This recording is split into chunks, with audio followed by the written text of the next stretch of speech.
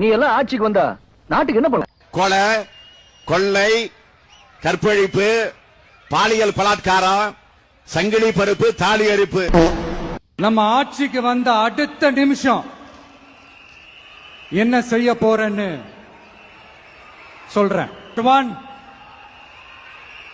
தமிழ்நாட்டில் இருக்கிற எல்லா குடும்பங்களுக்கும் உறுதுணையா இருக்கத்தான் நாம் அரசியலுக்கே வந்தோம். அந்த எண்ணத்தோட வெளிப்பாடு தான் நம்மளோட ஒவ்வொரு குடும்பத்திற்குமான உத்தரவாதம். 200 யூனிட் கட்டணமில்லா மின்சாரம். நம்பர் 2, என்னோட பாட்டி, அம்மா, அக்கா, தங்கச்சிங்க எல்லாரும் தமிழ்நாட்டில் எல்லா இடத்துக்கும் அனைத்து அரசு பேருந்துகளிலும் கட்டணம் இல்லாமலே போகலாம். நம்பர் 3, சட்டம் ஒழுங்க சரியா ரொம்ப ஸ்ட்ரிக்டா நிலைநாட்டியே தீருவோம். அதோட வெளிப்பாடா பெண்கள் பாதுகாப்புக்கான மிக கடுமையான சிறப்பு சட்டம் கொண்டு வரப்படும்.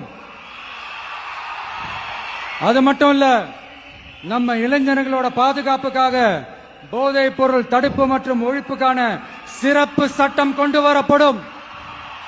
இதை நான் ரெகுலரா பண்ணுவேன். சொல்லாததையும் செய்வோம், அது வேற விஷயம்.